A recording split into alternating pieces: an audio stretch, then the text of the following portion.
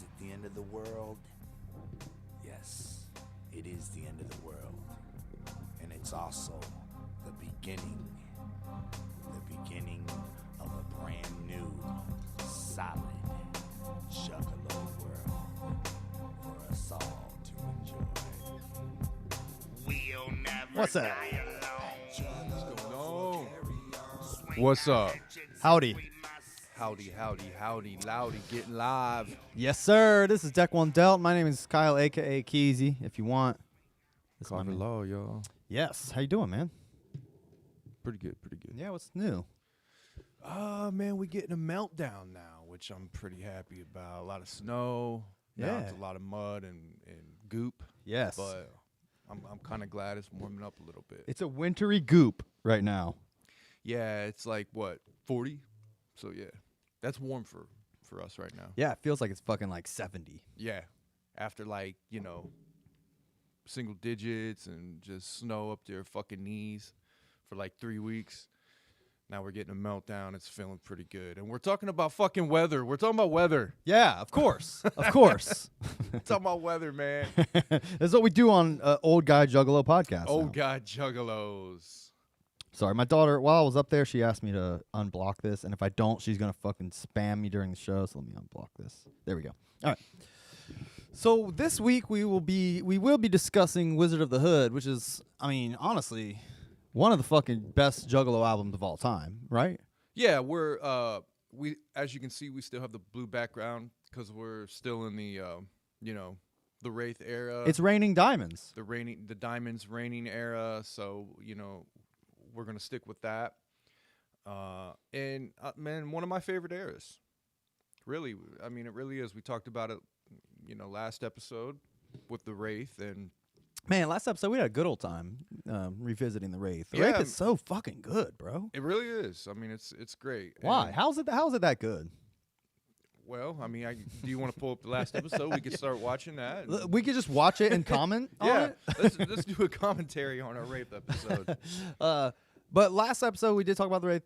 But this episode, again, Wizard of the Hood, great album. I mean, it was in there, like, they were peaking. You know what I mean? Everybody knows this was ICP's peak.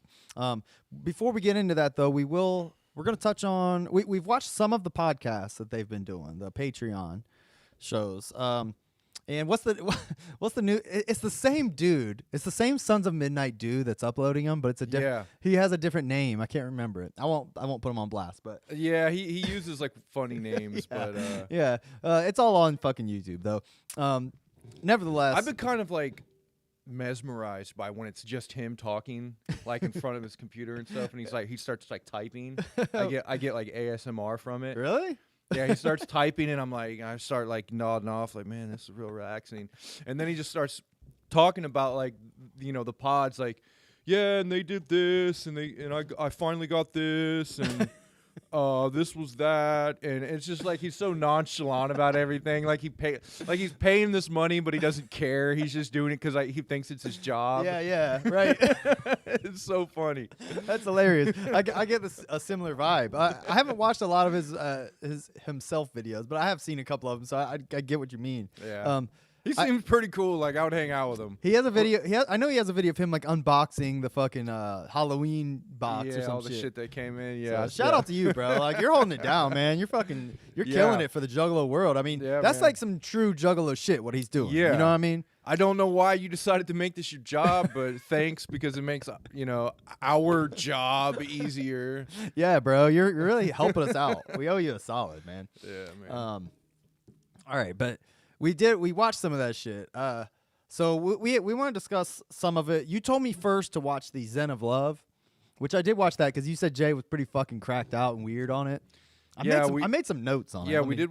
I watched the Zen of Love first, right? Like, pretty much thinking like, when was it? A few weeks back or a couple months back or whatever. I was like, man, I'm not gonna watch these anymore. Like, Yeah.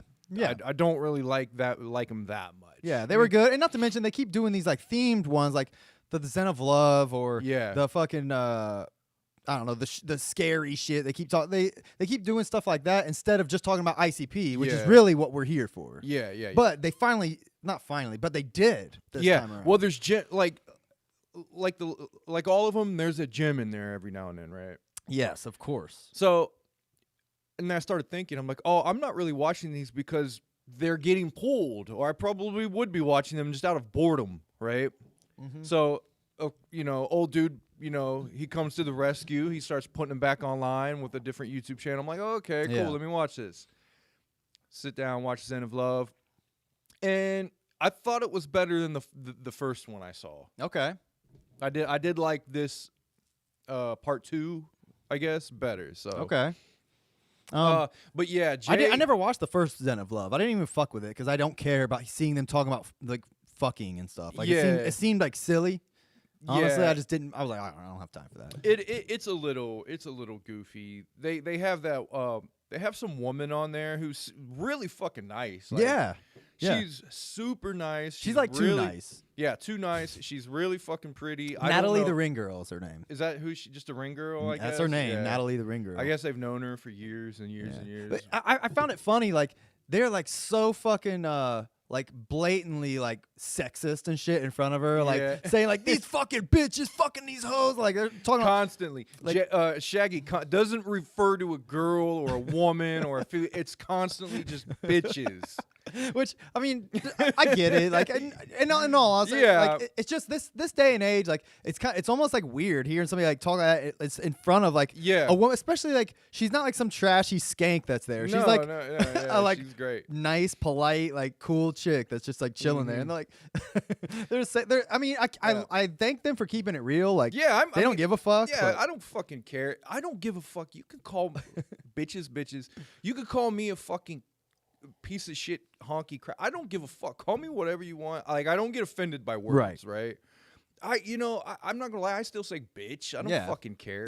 But yeah, but when you're right. talking to your wife or something, you don't like say like, yeah, look at these fucking bitches over here. They're like, I do. oh, okay. No, I'm kidding. I don't. No, seriously, no, you don't do that. People don't do that when when you become an old man like us. You don't say bitches anymore in front Like, of your wife. I typically wouldn't bring that up, but the fact that like I noticed it is enough to be like, okay, they obviously like probably shouldn't have been like talking like that. But well, you hear him way more now.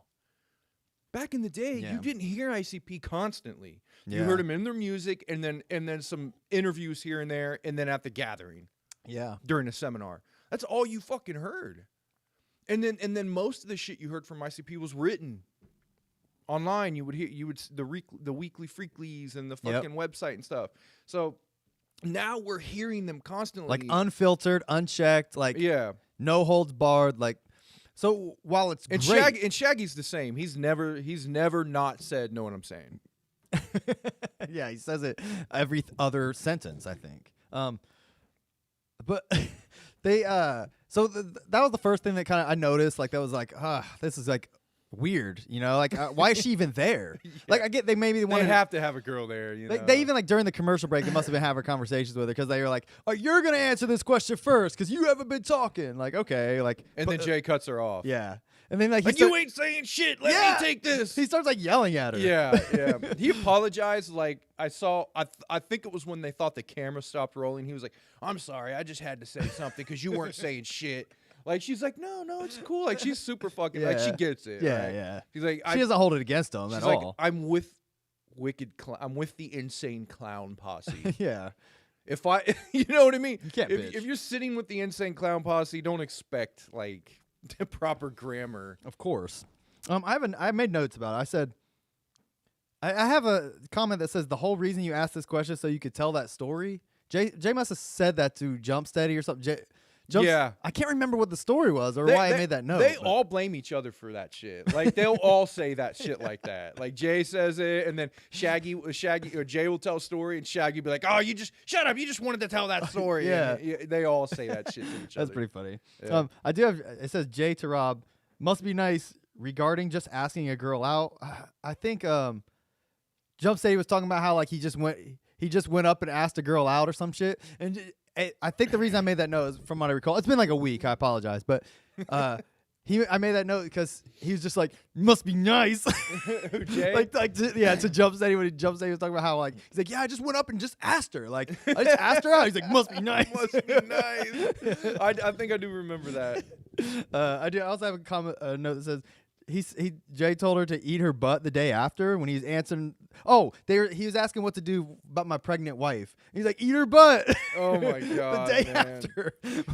that shit made me laugh. Yeah, it's fun. I mean, yeah, that shit's funny. He tells another guy to do crack to spice things up. Yeah, I mean, it's like, okay, so there's sections of that where Jay like seems like he's trying to be serious. Yeah. He's like, man, look, you really gotta like love him, and like I just want someone that loves me. And then the next thing, it's like he switches like, oh shit, I gotta be funny. Yeah, just eat her butt and smoke crack. So it's like you get this wobbly like personality disorder from Jay. Yeah. You really do. It's like sad, pathetic guy that can't get a girl and, just wants to be nice and wants to be loved and wants to, do whatever he can to like keep the relationship spicy and, lovebirds and stuff like that, which is unrealistic. and then switch over to like, oh, I don't give a fuck, man. Like, just eat their butt and like, just go straight up to him and just do it. I think that's just him like getting annoyed or bored of the person. He's like just saying shit just so they like that could laugh be it. or whatever. That could be it. Which he's. I mean, the bottom line is they're entertainers. Like they know what they're doing. Like during the show, they're trying not to just talk. They're trying to also be entertaining. Yeah, obviously. Which is like. For me, it doesn't work now. It doesn't work as well anymore. In the world of like podcasts, like especially like what we're doing here, like there's an air of like don't be boring, but you don't have to like put on or be on. You know what I mean? They've jumped into the world where they're not just these enigmatic wrestling personalities anymore. They're real people who are sitting down having real conversations. Granted, they have their faces painted and their ICP, but still, they're in this world now. So when they do that, it doesn't mix well anymore. Sure, in my opinion. No, I got you. Maybe it does for the younger crowds that watch them and shit. I mean, I think I don't know, man.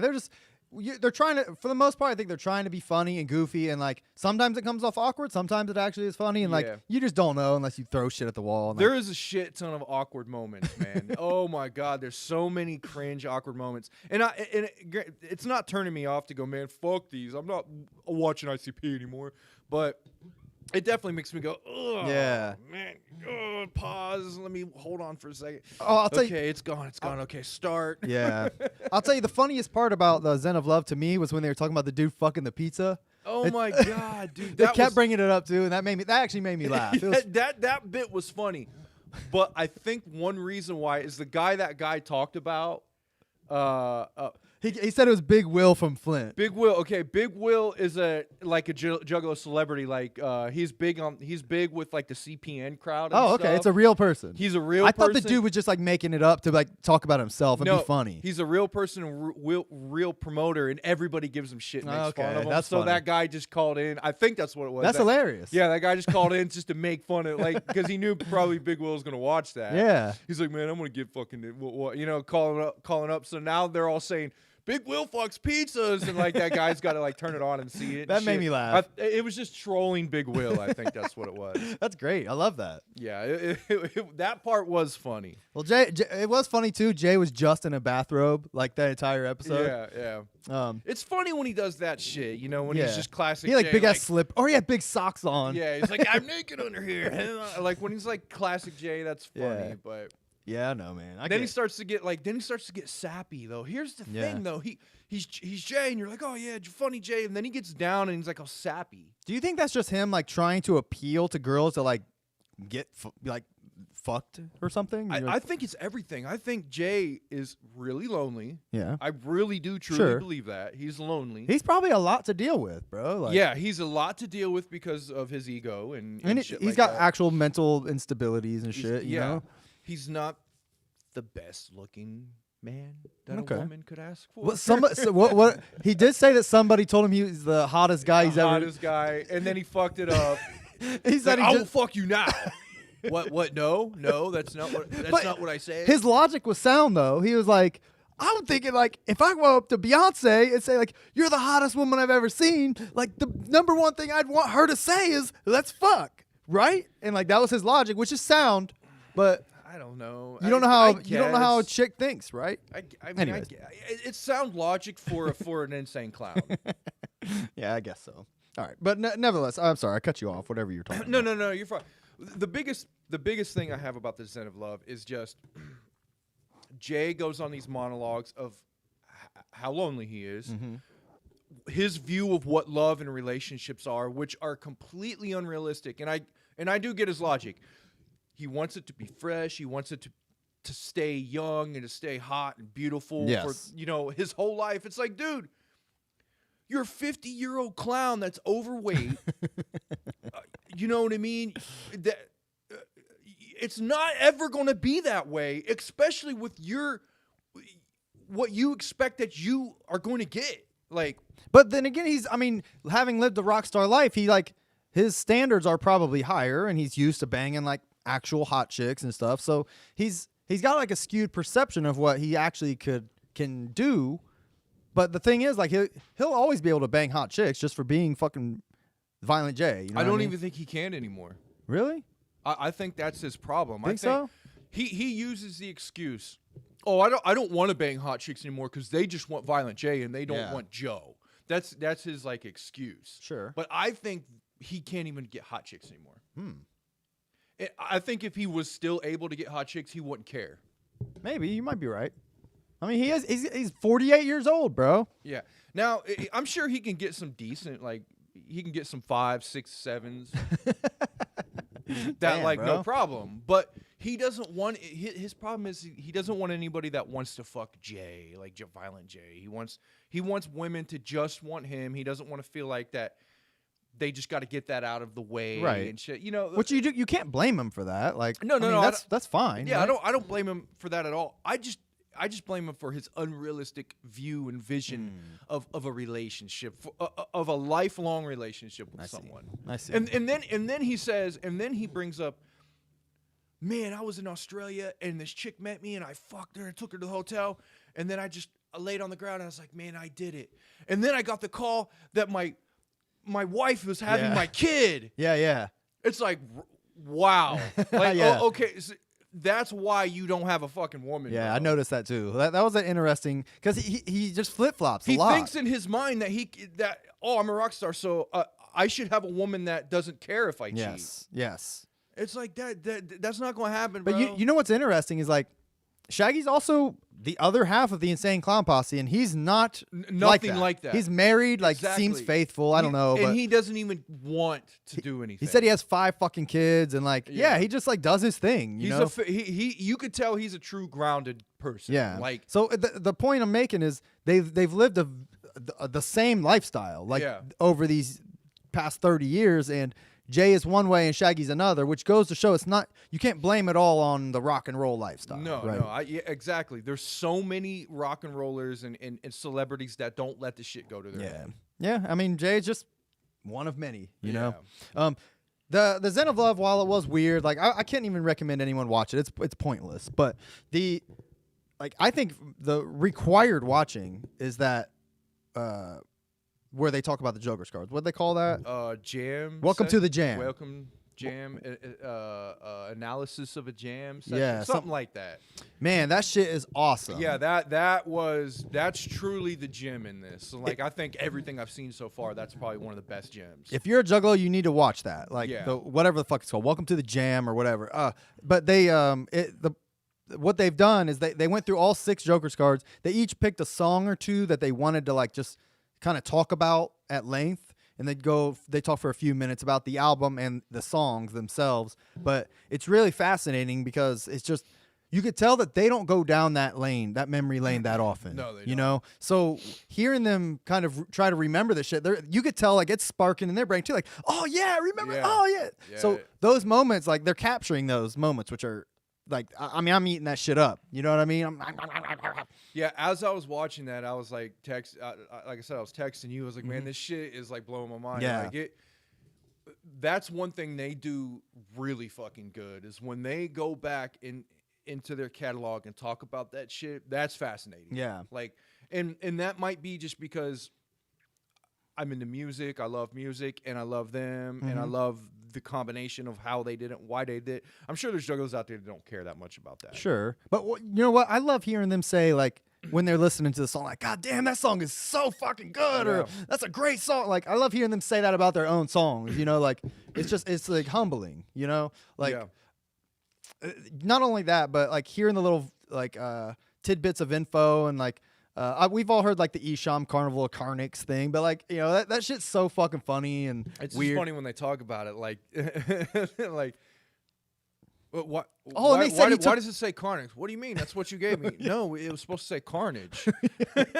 I can just see that because I've myself have been with dumb people that you clearly give them like a direction and you're pretty sure they get it. Yeah. Because they act like they know exactly what you want. You go, oh, okay, yeah, I got you. And then you're like, what? Yeah. That's not at all what I told you to do. And they're like, wait, that's what you did. Everybody's been in that situation. Yes. And what's extra funny is like they both wanted to talk about on Carnival of Carnage, the Never Had It Made, how Isham made the beat and then like got mad at them and took it back or some shit. Yeah, They said Isham took a sample from a Beastie Boys song and then after he took the beat back, they're like, fuck it, we're just gonna sample the same Beastie Boys song. And shit like that. So I liked hearing that. I also liked on So they were having I mean, it's just funny, they were having problems with Isham day one. Oh yeah. Oh, and then also hearing them shit on Kid Rock and shit was great. Like I just love that shit. Side note, this day and age to call first of all, this day and age to sit there and call somebody a racist is a pretty big deal. Sure. I don't know Kid Rock. He may very well be a racist, but they're just saying fuck him, he's racist. Like saying this to thousands and thousands of juggalos. Yeah. To me, that's fucked up, and to me, when they do that shit, I lose respect for them. Really? Yeah. Okay. Because, I mean, do they have proof that Kid Rock is a fucking racist? Unless you have proof, don't call somebody a fucking racist. If I'm not mistaken, I think on one of the past like campfire stories or some shit, and you know, juggalos listening, correct me if I'm wrong in the comments, but I'm pretty sure they told a story about how like Kid Rock went in somewhere and started dropping N-bombs or something, and like. Did they? Yeah, I'm almost positive I've heard a story of Violent J talking about hearing Kid Rock dropping N-bombs, and that's what pissed him off about it. So again, I could be wrong. I could be misremembering, but well, yeah, I know. Twisted used to say shit all the time. Well, I'm pretty confident in saying that I'm pretty sure they told Twisted to stop dropping N-bombs because they did. Yeah. They didn't do it anymore after like Most Tasteless, but they would still say it in their seminars to each other all the time, though. Oh, really? Yeah. Well, I think the Kid Rock thing was different. I think like they actually heard hard R. Yeah, I'm pretty sure. Oh, yeah. Like in a derogatory manner. But again, Oh, yeah. you know, well, like I said, I didn't remember that, but like, like, if that was true, would that change your perception? yeah, I mean, if you know for a fact somebody's racist, I don't care if you say see. fuck him, he's racist. But whatever. But to your point, this isn't as an isolated video. Like if somebody just only watched this, hearing them say that, then they're going to get a kind of misconception. Like, bro, you're just fucking blatantly calling people racist. Yeah, like, I get your point. Like, you know? don't do that nowadays, dude. It's just with the cancel culture and shit and the mob, the way the fucking mob is now. Don't call somebody a fucking racist because they may very well not be a fucking racist, and then you just turn the mob on them to ruin their fucking lives. Yeah, you're right. That's a good point. Now, whatever. If Kid Rock is a racist, whatever. But okay, so off that subject, on to the next subject that's still involving Kid Rock. Maybe that's why they fell out with Mikey Clark, because Mikey Clark worked with Kid Rock. Yeah, I mean, but come on, for like years. He all the way up till 2002 though. Like, I think that's like kind of like when he started working with. He started becoming the DJ and producer and shit for Kid Rock. Was like shortly after he left the Clowns. No, that might be true because they did say Mikey Clark produced that all summer long. Yeah, and I think he worked on and off with Kid Rock all the time, and maybe Mikey Clark was like, "Hey, I got to go out on the road, and I got to be more involved with Kid Rock," and then maybe that's why they got mad or something. I don't know, just a theory. Oh, speaking of Mikey Clark, you know one thing that would have made that jam session better is like if fucking Mikey Clark was there. Oh yeah, dude! Imagine how great that would have been. That would have been amazing. Like just to hear him talk about like his side of it too, because I enjoyed how they talked about how they worked with whatever producer for their first album or whatever. Then like they went with Mikey Clark, like he like whipped it up real quick. Yeah. He's like, God damn, that's way faster or whatever. Like they're like, oh yeah, he's like, boop boop boop, here you go. Who was it? Chuck Miller? Chuck Miller, yeah. Yeah. They said he was so fucking slow, it'd Yeah. take days, but Mikey Clark would have a whole beat and they'd have his whole song recorded, written, and everything in a day. Well, I think the main reason why Chuck Miller took so long is because, I mean, this is probably boring off the topic shit, is because he produced everything from scratch, as to where Mikey Clark he did everything with samples. Yeah, sampling Gong. Yeah, Gong. Yeah, man. We can get into that. And I went and listened to Gong, and I fucking love Gong. Really? Fuck yeah, dude. I love Gong. All right, so for those who might not know, if you don't watch the Welcome to the Jam, they talk, which this is a great tidbit of info that I've never heard before. I've never heard this either. And this really just, them mentioning this made me understand the true recipe to their sound. Sure. That really was the true recipe to the sound, was Gong and Mikey Clark through the 90s. Yeah. And they talked about the porno records. Yeah, the and porno shit. records are a big one too. Yeah, that makes a lot of sense. But he said they would refer to Gong all the way up until Jekyll Brothers. Yeah, he said, for those that don't know, Gong was they said it was a psychedelic band, like European band in like the 60s and 70s. Yeah. That made a few albums of like weird noises and shit. Yeah. And then they would, he said Mike would be over there like making a beat and Shaggy would be over here listening to fucking Yeah. Gong records because Yeah. Mike had a crazy collection. Yeah. And he like was just going through Gong. And one thing that made me laugh, I quoted it on here. They said, Jay's like, I'm surprised juggalos aren't just bumping Gong. Yeah. I swear, I looked up Gong because that blew my mind more than anything. As soon as Jay was like, and Gong, and he started talking about, yeah, Gong, we just kept going back to Gong. There's so many samples of Gong. I was like, just something went off on my head. I was like, that's where they get their fucking ideas and sounds from, man. And I looked up, and I actually looked up the album that Shaggy mentioned, and there's a shit ton of samples from that, man. It's Really? fucking incredible. Did you actually recognize some of them? Yeah. Wow, cool. Yeah. I was gonna see. Let me see if Gong's on Spotify. But yeah, I was going to say, do you want to go through each Joker's card real quick and mention what they mentioned? So sure. Yeah, if you remember, Carnival please. Carnage, they mentioned Guts on the Ceiling. And Jay told the story. Oh, that was which great. was pretty mind blowing. His friend's dad killed himself. Literally mind blowing. Saw the guts on the ceiling, which that was cool. Yeah. And and then the Beastie Boys. Yep. Never had a made thing. Isham. And then the Carnival of Carnix. I think that was like the only ones they mentioned on that. And then Ringmaster, they talked about a little bit about Murder Go Round and Hey Vato that should have been on it or whatever. And then what else was it? Oh, what? Fuck. God damn it. What It's Like? I want to say What It's Like, or what the fuck Who is the name Asked of this? You? Who Asked You? Who Asked You? Yeah, that was it. They were talking about that song. He's like, I guarantee that song's got Gong on it. It does, yeah. And he also mentioned that when Ringmaster came out, everybody told him it was too slow. Oh yeah, that was It's interesting. like, why is this so slow and shit? And I can see that because the way Ringmaster opens is very slow with the intro, and then it goes dun, dun, dun, dun, Yeah, dun. and even Murder Go Round's pretty Yeah. slow for like a second track, hype track, you know. Compared to Carnival Carnage, which is like dun dun dun Yeah. dun dun. Yeah. You know what I mean? So yeah, I can see how people would got in the Carnival, and then when Ringmaster, which to me Ringmaster's when they first started really getting their sound. Yeah. Sorry. Oh, by the way, somebody made a comment that said during during the Ringmaster intro, somebody on the comments mentioned last episode that The Six Joke. he I talks saw about there will be 6 faces of the Dark Carnival. So Yep. that was all the way back in '92 or whatever. Which is I've heard that a million times. Yeah. I don't know why I didn't think of that, but yeah, no, they did. Yeah. I think Ringmaster's when it really all started Yeah, coming for together. sure, for Anyways, sure. they talked about that. They talked a little bit about Southwest Song. They talked about how they had to they couldn't punch in, so you had to do the whole thing in one Yeah. breath. Oh yeah, and how they were doing all the sound effects and stuff. Oh no, I think Yes. that was Toy Box when they were talking yeah, about yeah. they all were sitting on the boards, they all had a job, and they had to do it all in one take and Yes. shit. Yeah, that was crazy. Yeah, they said they had a Pee Wee's Playhouse record or something. They wanted to use every single sound from it, Yeah. or they had the keyboard. Yeah. And they had all these sound effects. And he said they used every single one of them.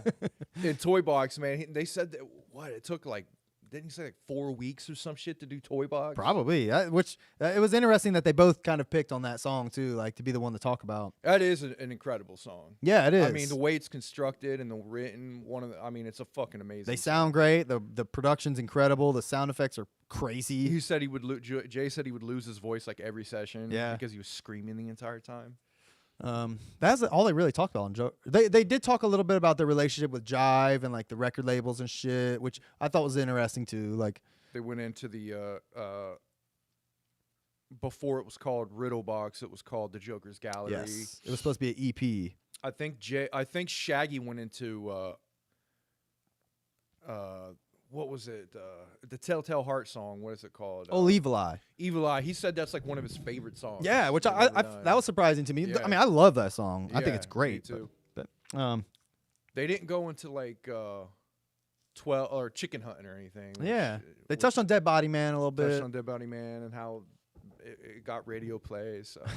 All right, what else? And how they used it to kill the fucking radio station Yeah. to start up the new one. Now, are you? I mean, are they sure that's exactly what happened? I don't know. I mean, it seems like weird. I don't know what they did. Like, I don't know how that radio station shit like works. Like, I know I've like the Blitz did it, but they just played like a weird countdown or some shit. Yeah, you know? it was Choose It or Lose It. Oh, When the okay. Blitz, remember when the Blitz played "Fuck the World"? Oh yeah. Oh, they talked about that. Yeah. Well, hold up. Malenko, they talked about Hallelujah. Oh, and they told all the story about Alice Cooper and Slash, yeah. which that was. I mean, that shit's fascinating. You guys got to watch this shit. Yeah, the Hallelujah one was pretty good. Yeah. Did they mention? I liked it. I like hearing Shaggy do the little Jimmy voice or whatever. Yeah, He's like, "Wah." yeah, he still does like the great voices like that. I think they mentioned the video, maybe the video shoot for Halls of Illusion. Oh yeah, they talked about Slash wanted to be in it, but like the record label was like no. Yeah, Then the Jekyll Brothers, they talked a lot about Snoop and ODB. yeah. And Mad Professor, how good the story was. Yes. Oh, you know one thing they mentioned. I think I made a comment about it or a note about it. Violent J made a quote. He quoted and said they were talking about like how they have those anthem songs, like they which was interesting. 'Cause we've known that we've talked about it, but hearing them like kind of acknowledge it and talk about we always have an anthem song like first right off the bat. Bring It On was like one of the greatest ones ever, and Jay was like, "You listen to Riddle Box and you got Hocus Pocus." Did he say that? Yes. Oh, I You didn't didn't catch catch that. that? No, I didn't catch that. Yeah, that shit made me kind of laugh. I mean, I obviously he knows what the fuck he's talking about. Yeah. He just slipped up, but it was just funny. Now, what was the song they mentioned that started the anthem off? Didn't they mention "Murder Go Round"? Was that starter anthem that made them realize they had to have an anthem? Maybe I don't remember that. I think it was "Murder Go Round." Well, I mean, you could argue that the Jugglow's an anthem, I guess, but not. I guess not really. Yeah, but I don't think they. I think they specifically said when we did "Murder Go Round," we knew like we had to do an anthem for every album. Yeah, that makes sense. Then lastly, they talked about Juggle, and then they talked about the Wraith at length. Not really about any particular songs. They talked a little about It Rings Diamonds, maybe. But they did mention a lot of what we were talking about on the show about how the whole era is like how much it meant to him and shit. Yeah, and you know what? There's a lot of parallels between our last episode and them talking about Shangri-La. And one thing that was interesting is they said the exact same thing we did. I thought maybe you had watched it. Did you watch that before we did our episode? Because not at all. they made comments about how Mike P stepped up and took the impossible job, which we said last week. Well, I'm getting all this information from the book and shit. I see. Yeah, because I remember it all from the book and stuff. So they're rehashing a lot of that shit, obviously, in they're their rehashing mind. a lot of the shit that he wrote and the audio stuff that he put. But it's still fun hearing them say, kind of Yeah. corroborate what we're saying. Yeah. And they talked about, he even mentioned the word sonically. He's like, sonically, it's one of the best I albums. know. I'm like sitting here going, what the fuck, man? You said that. But I think he said sonically in the book. Yeah. I'm getting all this shit from the book Yeah. because That's book, a good memory, man. I don't 'cause- know, but because the chapter of Shangri-La in the book is real memorable to me. okay. The last thing I made a note about that I wanted to mention, he talks about when they were talking about anthems. They said the one on Yum Yum is going to be called "Here Comes the Carnival." Do you recall hear him talk about that? I think so. They said this one's old school. He said it could have been on Ringmaster. He says that quote. That kind of gets me. But He said they're using a lot of guitars and shit. Yeah, that was another thing that made something click in my head when they said First of all, we used Gong. We sampled Gong all the way up into Jekyll Brothers. That answers a question so many juggalos should know right there. A lot of juggalos say Jekyll Brothers was the last good album. Sure. Gong. They stopped using Gong, and they stopped using guitars after Jekyll Brothers. That's what they said. They said, Well, oh no, after they started using. Well, yeah, no, you're right. They started using like a lot of guitars in Malenko, and they stopped after Shangri-La. Yeah. Which is why, in my opinion, Shangri-La is one of the last great ICP albums, is because they stopped going to using guitar, and like they tried to fit themselves into this mold again, like to where, oh, we're hip hop, we shouldn't be using guitars. But that's why like Bang Pow Boom is actually like it's on the cusp of being great because it's Mikey Clark produced at least. Like it still has that. Like you're holding on to that at least. Yeah. Which I just listened to Bang Pow Boom yesterday. Yeah. And it still holds up to, in my opinion, as the best card in the second. Okay. Deck. I don't doubt that. I don't know how juggalos like. I mean, everybody's got their thing, but in my opinion, like old school juggalos should be able to realize that like that's the only card in this new deck that really has that old school sound. Yeah, but you know what? Like they mentioned, in 20 years they're gonna be talking about that's all Fred Fury's the shit. You know, so they know, they understand that, and like I did appreciate them talking about how like juggalos come up to us like, why don't you do the old shit? Like, go listen to the old shit then. Like, I mean, I feel them.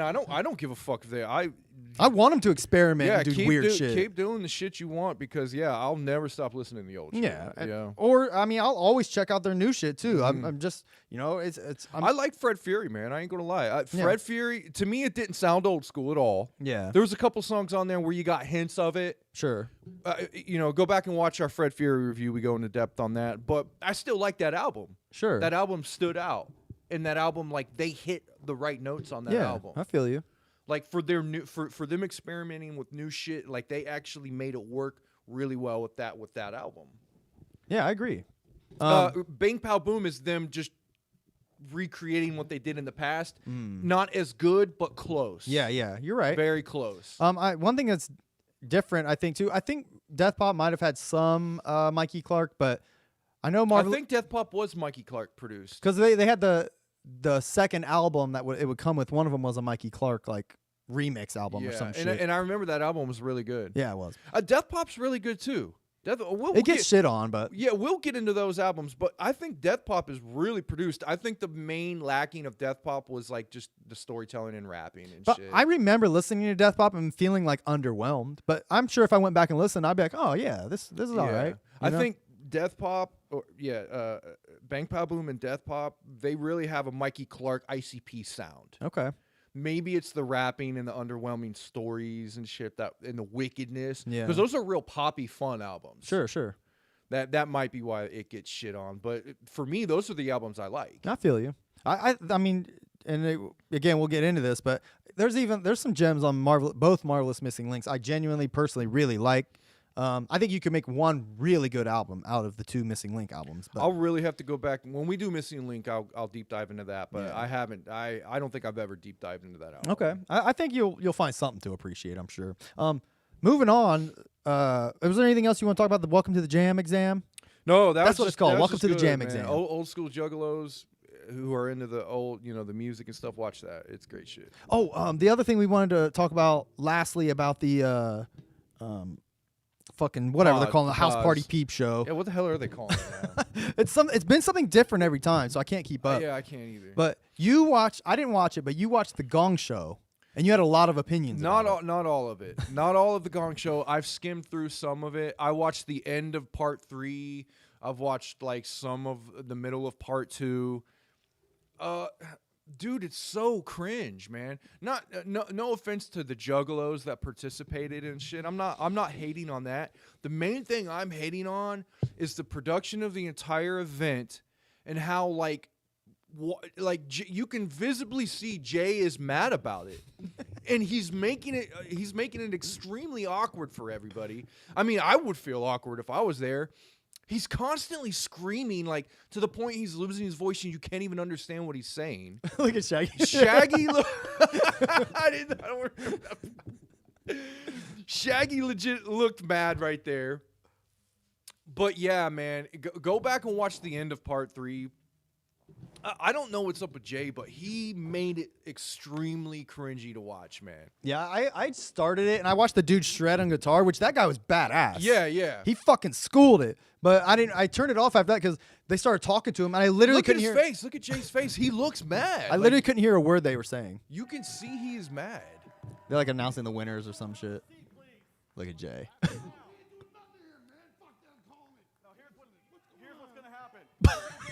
See what I'm saying? Like, He's so pissed. What's he mad about? I don't know, dude. No one knows. Let's do it. Dancers, do your thing. Music, please. Yeah, he said something about bringing him down. All right, I don't want to get copyrighted. All right. So this guy wins a pack of Depends and a fucking lap dance. Yeah, you hear Jay bitching about the prizes. You hear him bitching about. He's got Grey Poupon on. I think he cuts him off. I want to see what happens. Oh, that's dope. Was it Great Malenko what? Hoodie. Oh, that's maybe. sweet. I want that. Hold on,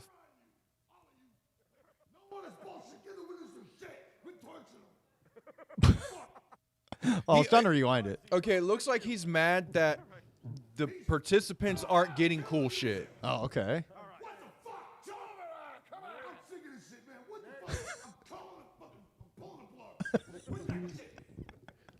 Look, both Shaggy and Jumpsteady are looking at him like, oh, God, man.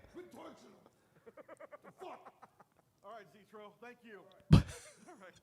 He's fresh. You're the shit, man. You don't have to sit down and do that shit, man. Is he on something? Dude, you can see the fire in his eyes. He's like on. He's got to be on something. I hope not, man. Look, see how like confused everybody is. He's just like moving on. Score, please give it up for the one, the only, the incredible song. Let's see what's happening. I think she was. I didn't see it. She was like a rapper or something? Apparently, she was a singer, maybe. Get the fuck off my stage. Not even gonna pie in the face. Fuck that shit. Right. Okay, so socks. I just want to see Jay keep getting.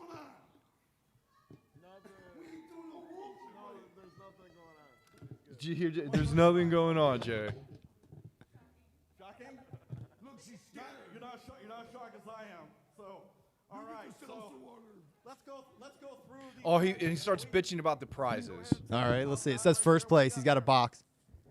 A dinosaur. I- All he- right. And dig in there and I'll see what else you got in there. He said that's fresh. Pepto-Bismol. All right. She got Pepto-Bismol. All right. What else you got in there? Oh shit, that looks dope. Oh, she got a cool jersey. Oh shit. Here. Man, throw that garbage out. What the fuck we gotta do with Pepto-Bismol, man? He said, "What the fuck we gotta do with Pepto-Bismol, man?" That shit makes me laugh so much. All right, now he's excited. Dude, he looks like he's fucking on something. He looks like he's cracked out. Everybody.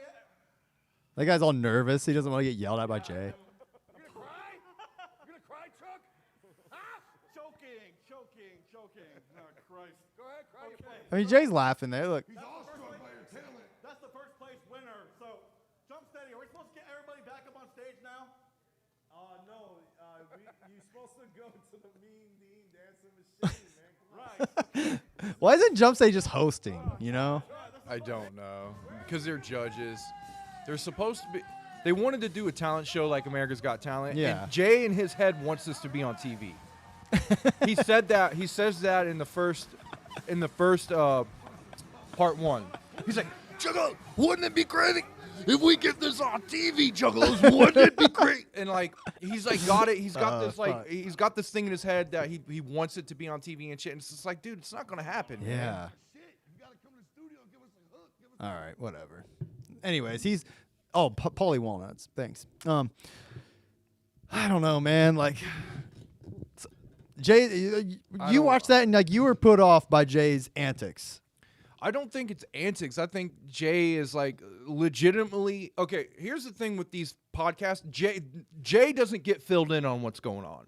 He literally just shows up. Like he said it before. He just shows up. He's like, "What are we doing? What's going on?" And then the entire time he bitches the entire time.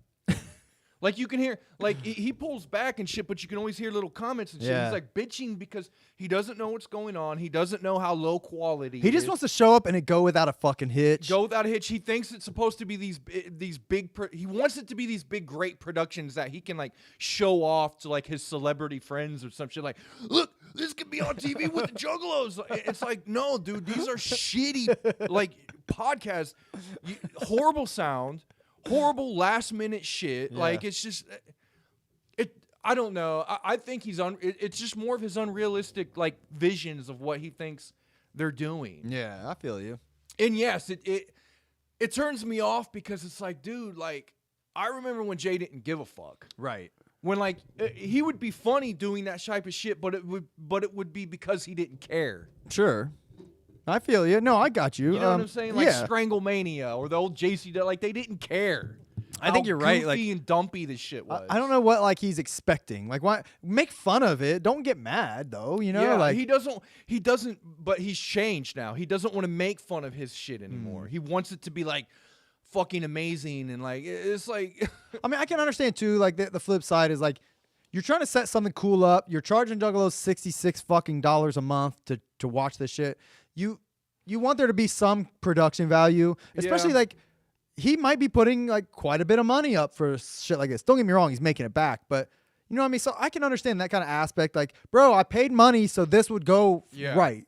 Why the fuck isn't it going right? I understand that to an extent, but as an entertainer, he should know better than to like lose his cool and shit during the show. Yeah, exactly. He's losing his cool.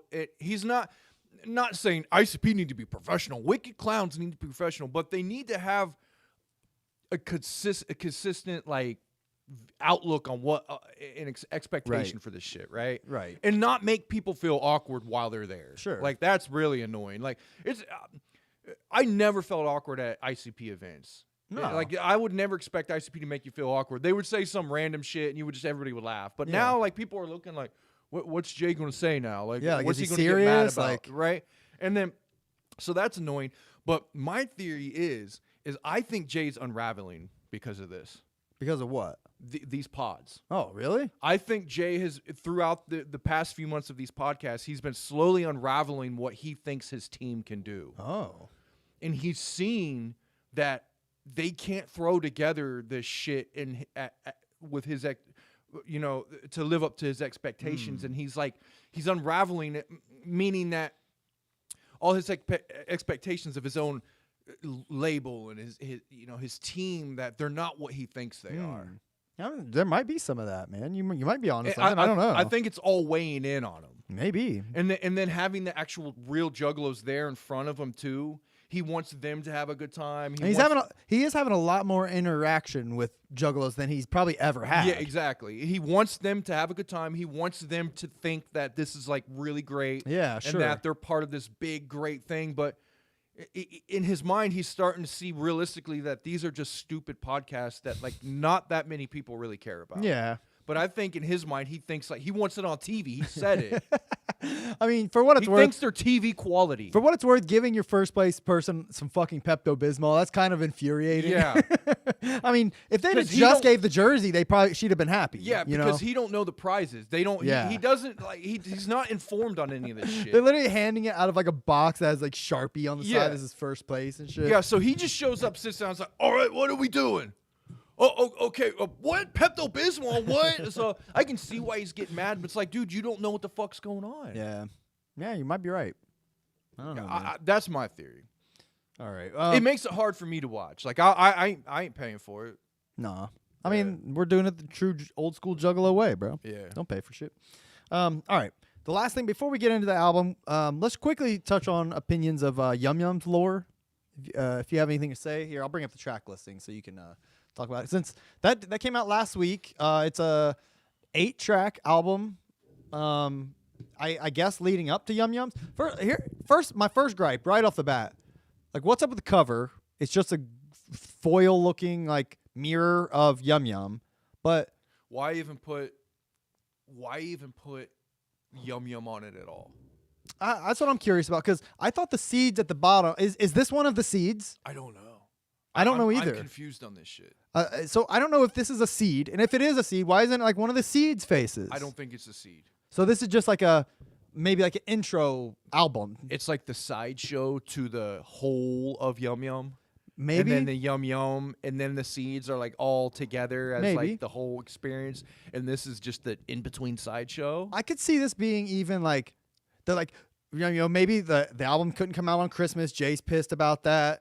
Throw something together so we can give the Juggalos something to listen to. They Yeah. just like they've already heard Ding Ding. Throw that and like some of the other outtakes of the album, and they probably just slapped this shit together in like a couple weeks, like with random songs, because Sounds like it. none of these, other than Loyalty, none of these songs really seem to have anything to do with Yum Yum or the flower or whatever. And I thought Ding Ding Doll was supposed to be on the Yum Yum album. I thought that too.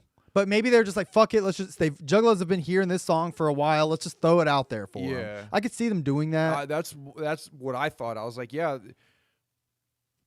I don't know. The first song, Bewitching, is just like an intro track. I would have heard that as being like the main intro track to Yum Yum. Like, it seems it's just them saying shit. Why are they going into so much lore of Yum Yum already? Like, no one's going to care about Yum Yum by the time it comes out. Yeah, because like in Bewitching, like Shaggy's like they're doing the shit where they kind of like scream / chant / like explain the Joker's card like they've done in every album, and it's just weird because like he's talking about all the shit Yum Yum can do, and like you open her mouth and fucking eat your brains because you don't care about your family or whatever the fuck they're talking. The Yum Yums. It's making me not care about Yum Yum.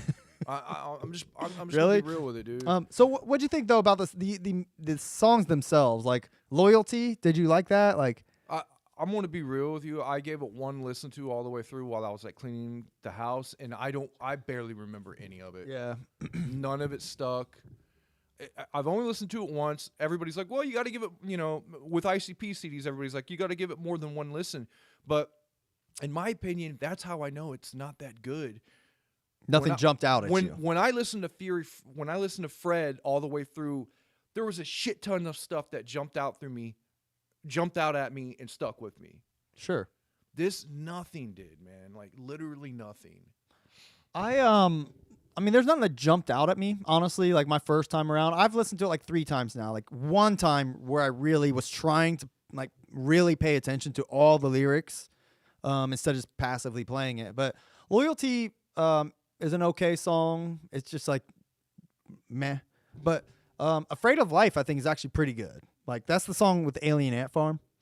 Oh, wait a minute. Yeah, that one did sound pretty good. Yeah, that one sounds pretty cool. Now that I thought that was going to be, I was like, Alien Ant Farm, what the fuck? It's like, or am I a zombie phantom? Yeah, but that's because it's them doing isn't it Alien Ant Farm that's doing the They're hook? doing the hook, That's and like probably why it sounded good. and it's got guitars and shit. Yeah. It sounds pretty badass. The Smell of Rain, I think, was kind of dumb. Like the hook's pretty bad. The whole song, he's just talking about like chasing a girl and like murdering her and stuff. But like then it has like a happy-go-lucky hook. That's like the premise.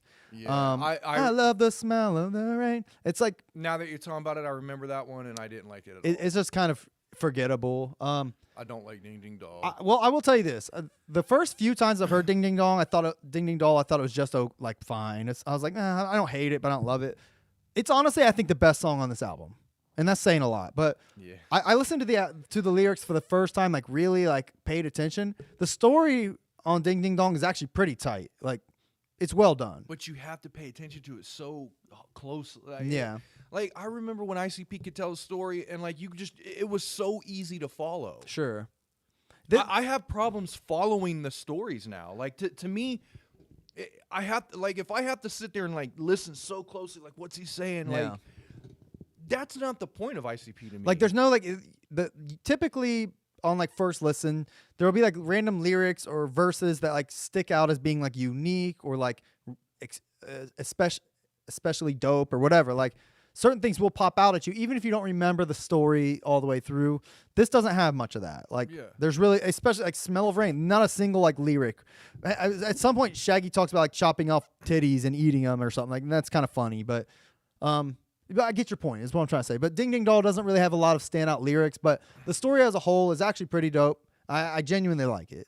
I've had it worse. They're just talking about like shitty life experiences. Like, he talks in the first couple sentences, he talks about getting raped and shit, which is really awkward. But that song I'd say has the most potential of the album. Well, let me back it up because I know I just said "Afraid of Life." "Afraid of Life" is probably my favorite song on the album, but "I've Had It Worse" is probably second, I guess. "Candyman's" just kind of dumb. I can't tell if they're talking about candy or guns. I really don't know. I don't know if I'm just stupid. Like, they're talking about all kinds of gun references and shit. I didn't know either, man. That's the thing. I can't follow this shit anymore. And the Clownhead song really is like, I seen a lot of people online talking about that was their favorite song. I thought it was kind of stupid. Clownheads, and they literally talk about putting their blood in these Clownhead paintings and shit. I think that shit's weird. Yeah. They're saying like it has our actual blood, and like it's just kind of weird to me. I think most of the because when I looked up the comments for this too, I saw so many people saying it was amazing and great. Yeah. Like, I barely saw anybody saying this was bad. I'm like, this has got to be just younger. Yeah, it is. This has got to be newer, younger Juggalos, which is cool, guys. If you like it, fine.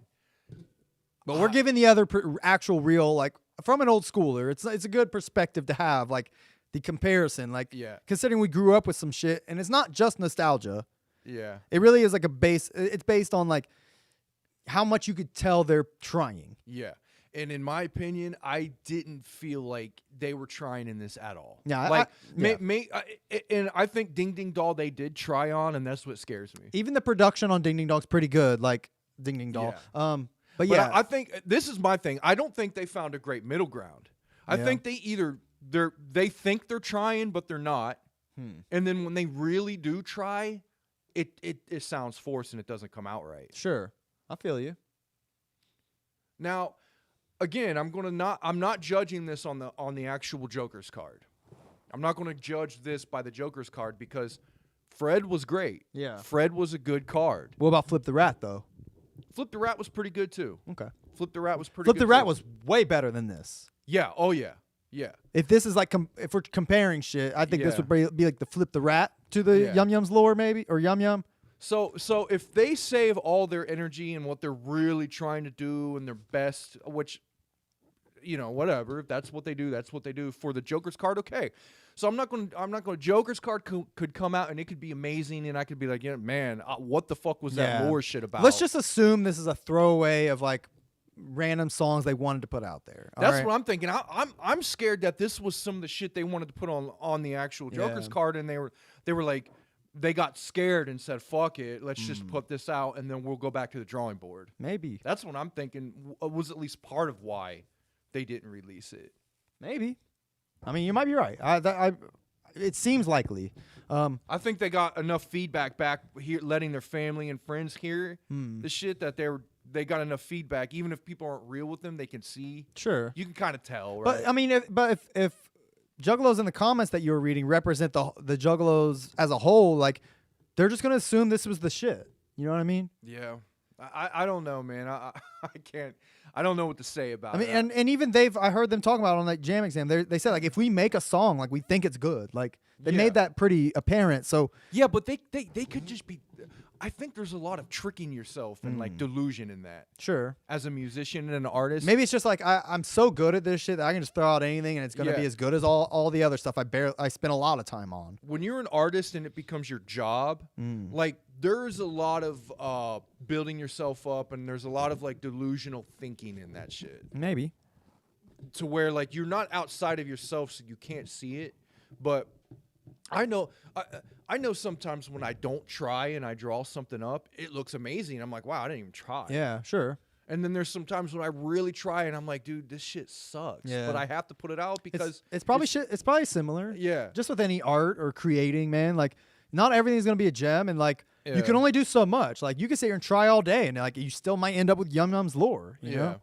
But I'll go through real quick of the things that I had a problem with this album.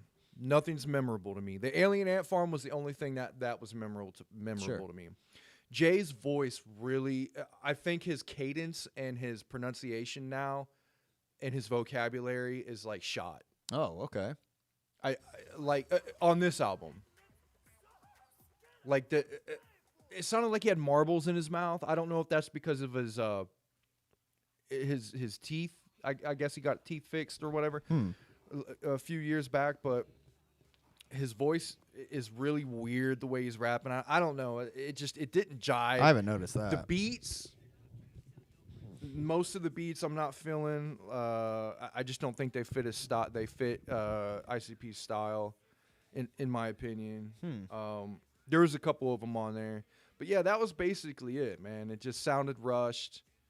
The cadence of the rapping wasn't good. The beats weren't good. There you go. Look, Joker's Gallery's agreeing with us. You see that? I just noticed there were some comments. Sorry. I agree with you for the most part. But look, they said, Joker's Gallery said, same here. Want to listen to the lore? I haven't wanted to listen to it. Seemed like demos. Yeah. I mean, it's just, I agree. It's just, Alien Ant Farm is the only song on there I could pick out. Yeah. It. Let's see. I wondered, Corey Gransberry, what's up? He said, I wondered if Straight Jacket was producing these for the main Yum Yum card. When he left, they decided to drop these tracks and start over pushing back Yum Yum. Okay. I don't know anything about the Straight Jacket thing. Maybe you could elaborate on that. But, I mean, any insight as to what the fuck's going on here, we'd love. Another problem, I think, is they need to stop talking about Yum Yum. They need to, stop pushing the Yum Yum, you know what I mean? What do you mean, though? Like, okay. That's what they should be doing. What do you mean? What I'm saying is too much. They're doing too much shit. Less is more. Okay. No, I'm not going to care when the fucking album comes out. I'm going to be like, dude, I'm sick of the Yum Yum shit already. Yeah. Like, stop pushing. Like, release music, but who gives a fuck if it has to do anything with Yum Yum? Well, I guess you could justify it as like, I mean, Yum Yum's just more music, right? That's what we want. Why not have other music first? You know, like, it's just songs that we were throwing together on an album. What's it matter if it's called Yum Yum or called Yum Yum's Lore? Like, I mean, what if this was Yum Yum? But like, if this was Yum Yum, that would be, I wouldn't like it. But you even said, why did they fucking put the album? Why does the album cover have a fucking silhouette of Yum Yum on there? yeah. I don't know. They could have called this something else. They could have just been ICP's, you know what I mean, Tracks from the Chest, Part 1. Why didn't they just throw these on that album that came with the House Party Peep Show? Yeah. By the way, did you listen to any of those tracks? I haven't listened to them yet. I listened to a few of them, but it was kind of the same. Yeah. It was kind of the same. I at least wanted to hear the You Produce ICP ones because those sounded kind of interesting. What was it, The Blob? The Blob. One of them was The Blob. That was not good. Really? Not good. The other at one was all. My Forehead. I don't remember that one. Don't remember All that right. one. Just curious. All right, man. Fuck this. Fuck Yum Yum's Lore. Yeah, I'm not a fan It's of fine, it. I'm but- really not a fan of it.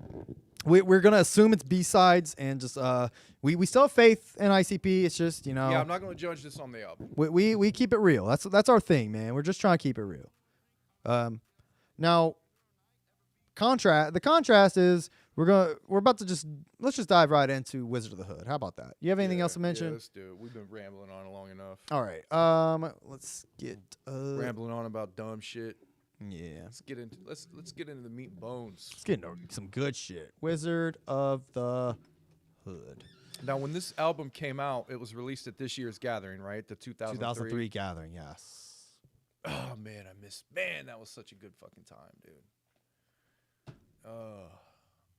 2002, 2003, The Wraith, Shangri-La, 2003, then fucking Wizard of the Hood, produced by Mike Puwal, I think Puwal, I don't know. Fucking God, his production is amazing. Is man. there you have the album there? Does it have any? There's no liner notes or anything, is there? Like, is there any like? Wasn't there like a little card that came in it or anything? There was. I don't have it, but this was produced by Mike P. I was looking it up. Oh, by the way, that little noise right there, that's the noise that my CD burning program used to make every time I was done burning an Xbox game. Really? Nice. Yeah. I got the tin right here. Unfortunately, I am missing the little insert. the CD and the papers. Oh, I might have it. Hold on. I still have the 10 though. I kept that. Oh yeah, I wanted to. So when he released his album, Shaggy drew. Obviously, Shaggy drew this, right? And this is Violent J's first solo album, right? First solo album, and it's cool because Shaggy had, when Shaggy released his first album, it was Here's the actual album. it was a caricature of himself. Then you got Jay as a character of himself, and it's just cool how you can, you got two. You can compare and contrast. Yeah. Cool little. Ugh, I love this shit. Yeah, man, great fucking album. Let it All right, look, I got the little insert, which, by the way, the insert has like ads for Bootlegged in L.A., Isham Repentance, The Wraith Hell's Pit, and Supervillains. Let's see what this says. There's not much to say here. Credits: all music on the CD was written, programmed, played, recorded, engineered, and mixed by Mike P. Every bit of it. I mean, dude is a fucking beast, man. It was all produced and arranged, and the samples were jacked by Violent J, co-produced by ICP. I'm sure I'm wondering if they did Gong. Yeah, that'd be interesting. Let's see.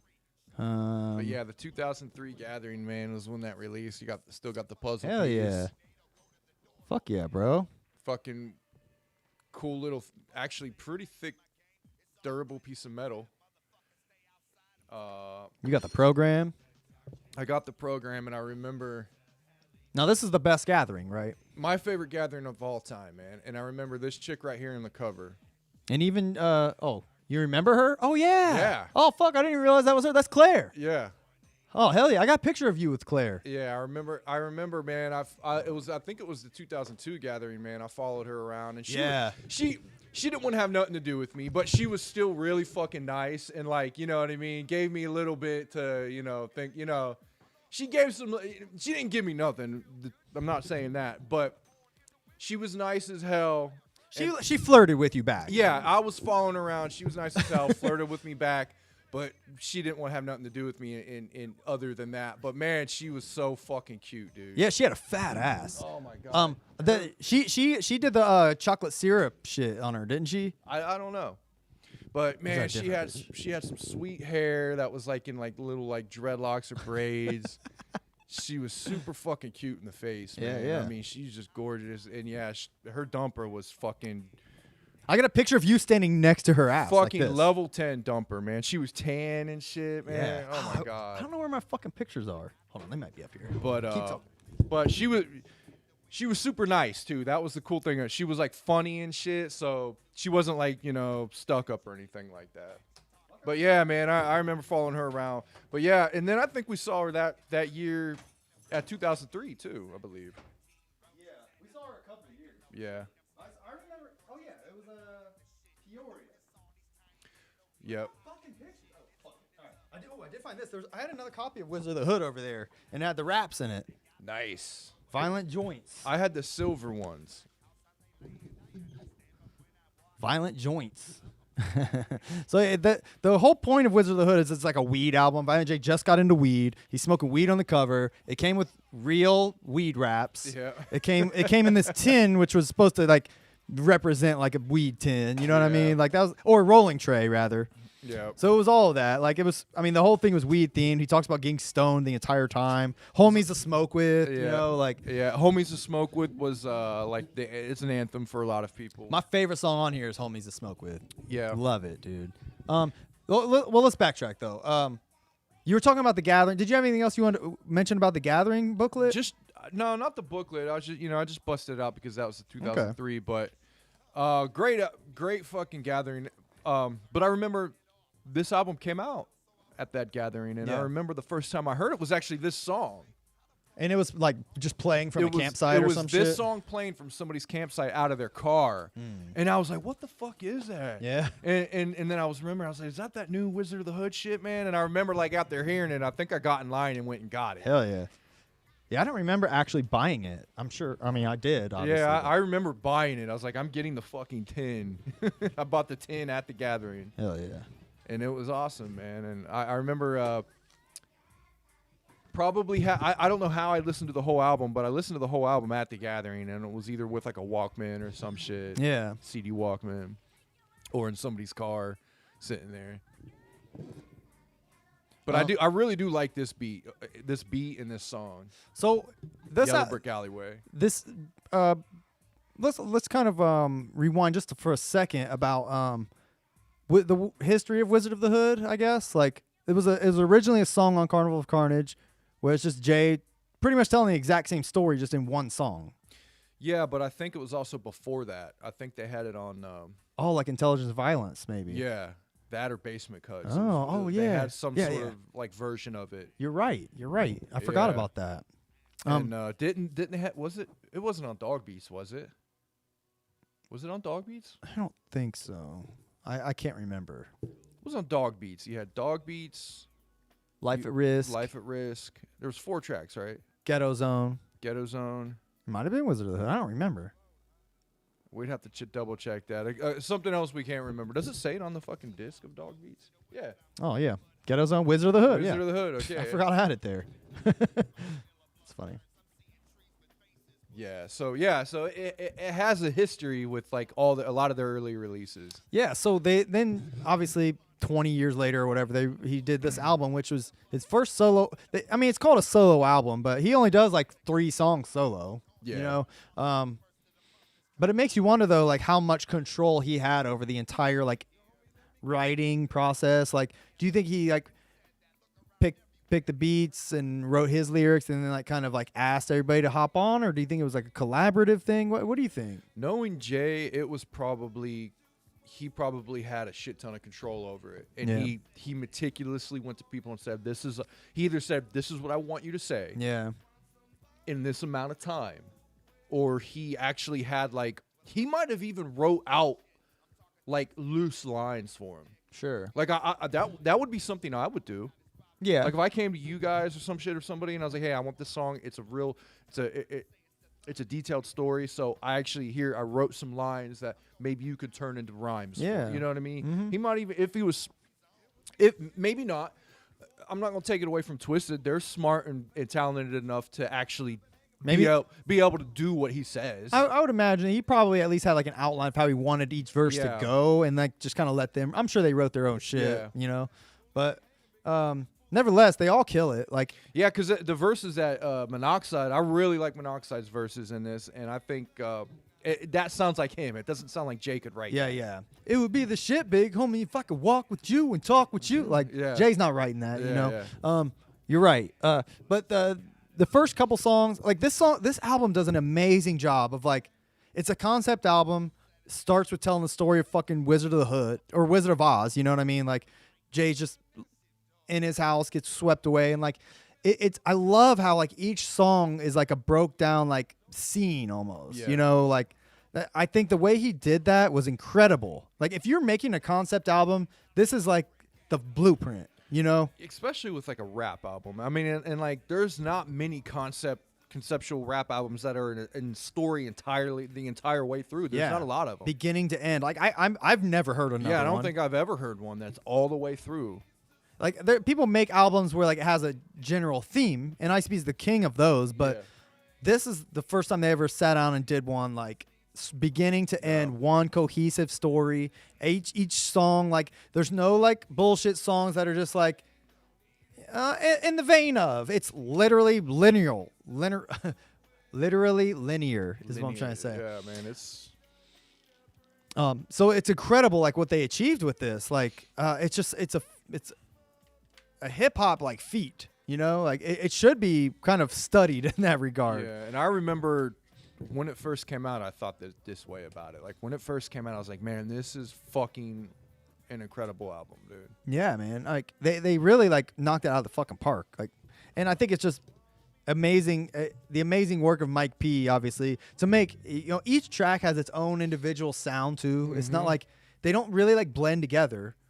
Each song is like a different. Some of them are different genres. I mean, we're about to see with Homies to Smoke With is the most chilling, Yeah. cool song. Then it goes to Thug Wildin', which is Like like a this metal hip hop. yeah, like a really harsh song. And my research of Mike P is he's a musician's musician. Sure. Like the dude is he can.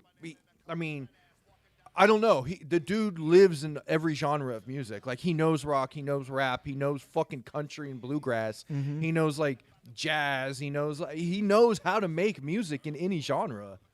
Like, the dude is good. So that's one of the reasons why. And that's probably why ICP was smart enough to go with him. Like, dude, we have to, like, this dude is like. Same with Mikey Clark. He was that way in a lot of ways as well. Yeah. These producers they have nowadays aren't like that, man. Yeah. Dude, what? They're not like that now.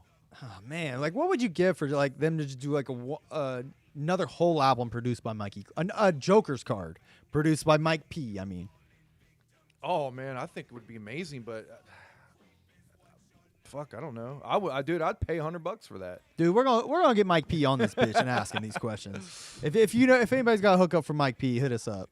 It wouldn't be the same anymore because ICP aren't the same. I know. I mean, we're just dreaming. Yeah, Just dreaming. they'll never be able to recreate this Wizard of the Hood Shangri-La era. Yeah. They'll never be able to do that again. Well, Mike P is schooling it. This song, Jamie Madrox fucking schools it. Like, the hooks on these songs are incredible. Homie Yeah. Smoke With Again, my favorite, but Thug Wyland's up there. I think Shiny Diamonds is going to be mine. I really like this. I mean, this song is just, it's got such good vibes. And, like, again, all these, I think Twisted and ICP were peaking at this point. Yeah. I mean, this is Green Book era Twisted. You know what I mean? Yep. Horribly Horrifying. That's the Blaze song. Back to back, he's got the Scarecrow, then the Tin Man, and then the fucking Cowardly Lion. By the way, perfectly casted. Oh yeah. This whole album, you know? Yeah. Blaze as the fucking lion is a great I mean, they just decision. sat around. I'm wondering if Jay came up with that. I don't know, maybe. Did he say, "Hey, I think you would be this," or Yeah. did he go, "Hey, I need you guys to play characters," and they all figured it out? Maybe. I mean, it's all perfect logic. Like, Yeah. obviously they're all going to play the characters they played. You know what I mean? Yeah. Did they fight over it? Like, no, I want to be the lion, or no, I want to be. You know what I mean? I Nah. want to be the scarecrow. If you were to like think like if before this album came out you were like, all right, say all the members of Psychopathic as Wizard of Oz characters, you would have done it like this. yeah. You know? I mean, Maybe not Shaggy as the wizard. That was a kind of a flip, which I love. But it's great, but who else would have been Yeah, the wizard? yeah. I mean, if ICP and Jay's going to do solo album, he's going to put Shaggy as like the main. that's true. As the whole point, you know what I mean? It was like Mad Professor. Yeah, you know? yeah, you're that right. That whole theme that he did over again. It was basically like he took the idea he had with Mad Professor, doing that same twist. But yeah, man, it was great. Yeah, Shaggy as the wizard, it had to be that. There's just. But nowadays it wouldn't be like that. Jay would put like his daughter or something as that. You know what I mean? Yeah, some gay shit.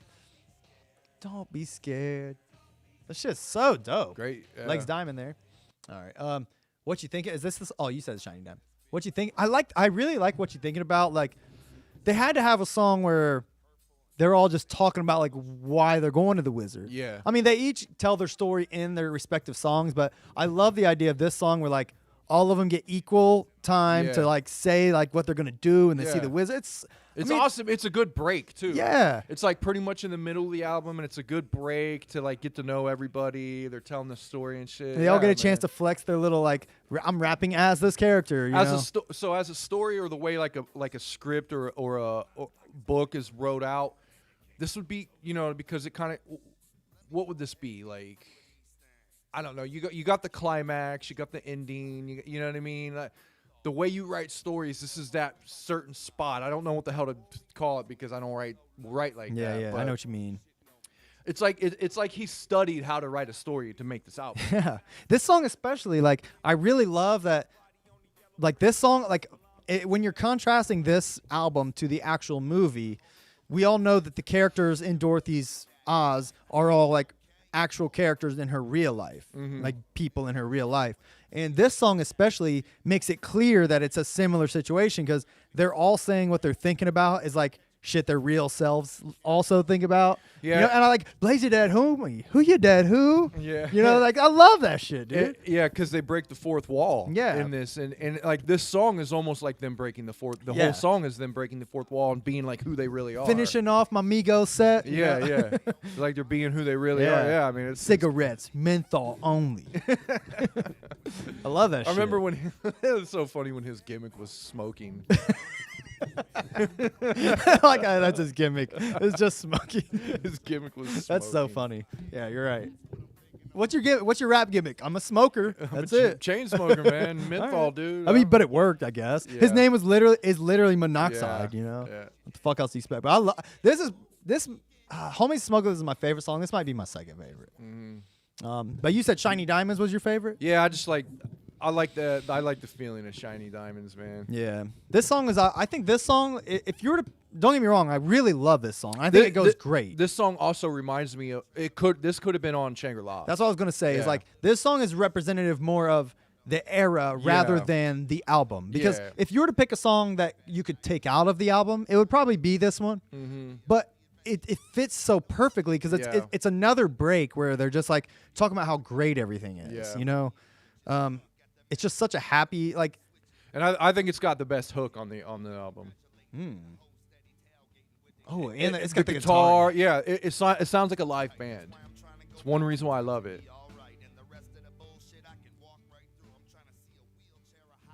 At 102 years old. And the hook. Yeah, that shit's dope. I love it. It just gave me nostalgia listening to it. Yeah, this is my favorite song on the album. I mean, I don't know. It just is. It sounds like you said, it encompasses the entire era. This could have been on Shangri-La. Do they thing. Sing it. Yeah. It's a good song. Yeah, I love it, man. That's good. All right, then the last song is.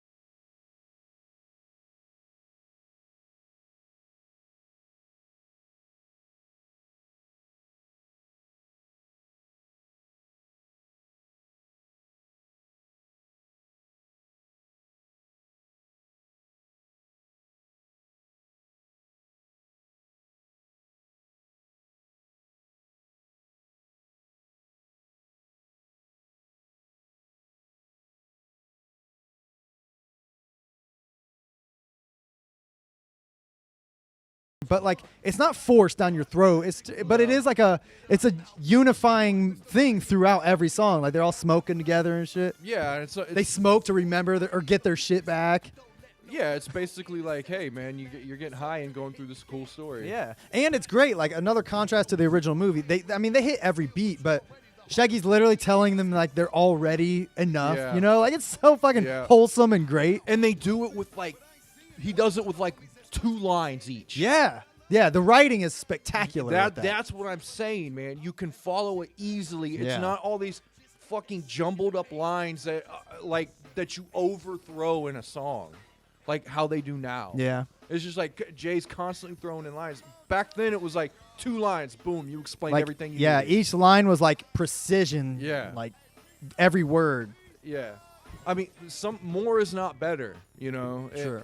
I think that's what kind of Jay is on now. Yeah. He just wants to throw as many lines as he can in, as many metaphors, and it's just like only certain rappers can do that, and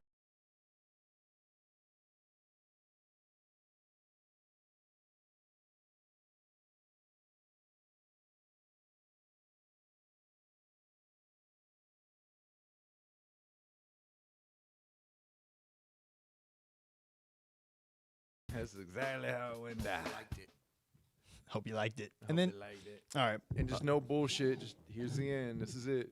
Now the this is different. Like on Spotify, it has two extra songs, but they're different than the ones that are on the back of this. Yeah, the tin, the plastic jewel case and the tin had two different. Okay. Yeah. So this the ones we have has My Shine, which I like. I remember that song being pretty Yeah. good. And then Bloody Bitch Dead, which that song's okay, but but on Spotify they have Axis Swinging and Multiple Myselves, which I like both those songs too. From what I remember, here let's check them out real quick. 'Cause I can't it's been so long since I've heard them. Yeah, I remember the ones on the tin more. Ever since Picker Forest started.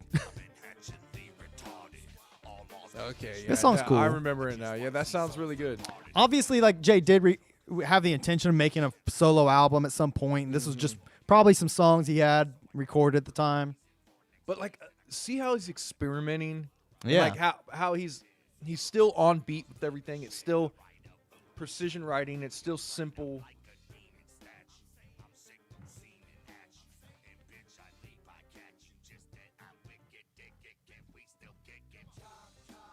We'd love to. Yeah, it's a simple song, but it fits his style. Sure, yeah. Yeah, it's not a bad song. I don't remember Multiple myself.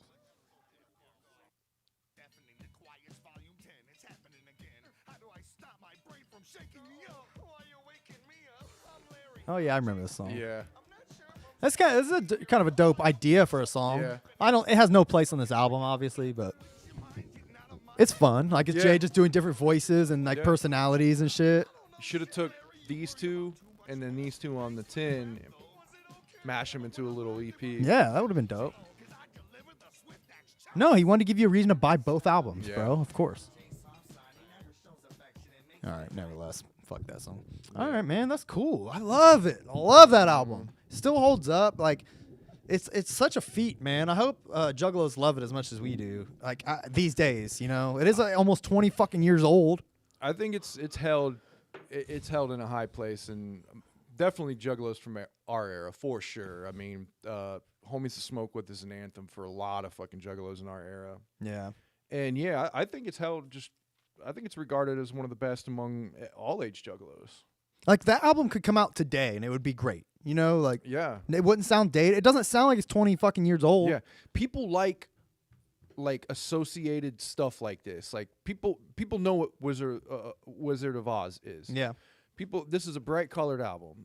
You know, when you listen to it, even if they go, man, this doesn't sound like new school beats and shit. You know what I mean? It doesn't sound like trap music. You can still, even with kids nowadays, they can still put this on. It's associated with Wizard of Oz, and they could get into it. Yeah. You know? So I'm thinking, It's got appeal. yeah, it has an appeal even beside how it sounds. Yeah.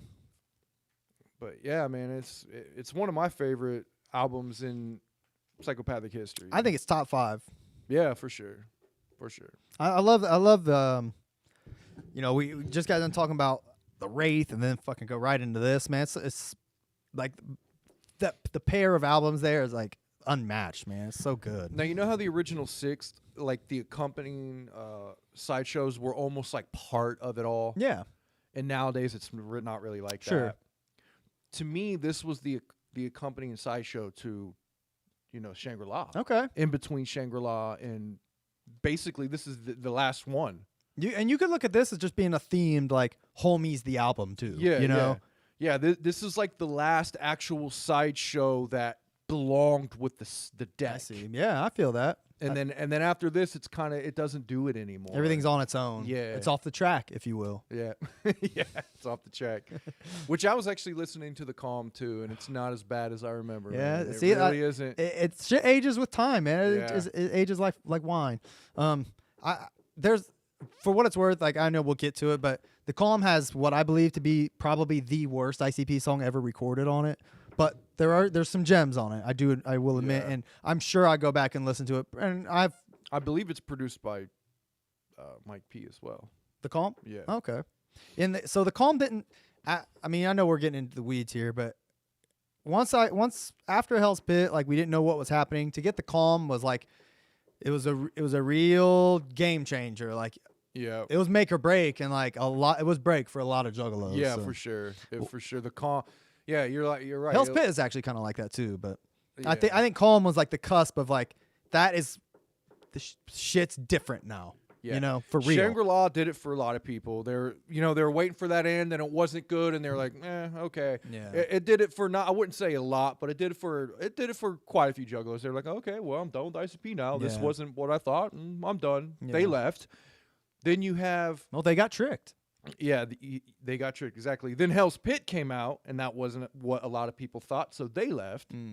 Then the Calm came out, and that's when I think that's when Like, they- okay, it's yeah. really over now, right? Yeah, All right. yeah, that's when a lot of that's when even I was like, yeah, I'm probably done. Same. I mean, I hung on. Not that I was ever done, but I was like, I'm not following them. Like No, I get it. Yeah. I think the Tempest was the last ICP album that I actually bought. Like, Yeah. well, I did buy. I've bought like Missing Link, Lost, and Furious Fred over the years, but that was the last one I bought on day one. Yeah. You know, that was the moment where I was like, okay. But for what it's worth, I do like the Tempest, and I do we'll get to too. that. I do too. We'll get into those albums when we get to them, but yeah, I actually do like the Tempest. It's on the same level as Bang Pow Boom. I think Bang Pow Boom may be a little bit better. I agree with that. Yeah. I did want to you brought up another memory real quick before we wrap it up here, but you mentioned that the Wraith and like how people didn't like it. I did appreciate on the Jam Exam they actually did go into a little bit more the reason they did the unveiling. Yeah, they did. Which we kind of already talked a Yeah. lot about on our episode, and so it's I think ICB fucking watches Deck One Dealt, bro. They might have. Because I did not watch that shit at all. I think it came out even after, to be quite honest. It was like may recorded have. the day or two Yeah. after. But they talked a lot about how the unveiling didn't mean like exactly that they are Jesus guys. Like it was nice to hear them like go. I know they've talked about it before, but to hear it once again, like them reiterate, like a lot of jugglers got the wrong impression or whatever, yada yada. But I think he even said something along the lines I said is they wanted to make themselves vulnerable. I said they wanted to put it out there. This is us in our vulnerable state. This Yeah. is what we really believe. If you don't like us, then there's nothing we can do about it anymore. And they said something along the lines of that too. yeah. Which I think Jay said, he's like, we just needed to put it out there. We just needed to tell juggalos. Yeah, I feel you. So Jay, I know you're watching. Email us, deck1delt@gmail.com. We will accept your invitation to come on the show. If they watch, man, Jay, dude, you got to calm down, bro. Just accept what's going on. Like, it's man. okay, man. We love it regardless. It Yeah. doesn't have to go perfect. Juggalo shit's supposed to be shitty and scrubby. It just fits the bill, bro. It's fine. Yeah, you're going to make your juggalos are the ones that are buying it. They're going to buy it no matter what. And your shit's not getting on TV. I'm sorry. Yeah, that ain't happening, man. Those days are over. No one cares about TV anymore. That man. ship has sailed, bro. All right, man. You ready to shuffle the fuck up on out of here? Yeah, let's slide it right back in the deck. All right. Thanks for joining us. We'll see y'all next time on Deck One Dealt. All right. Peace.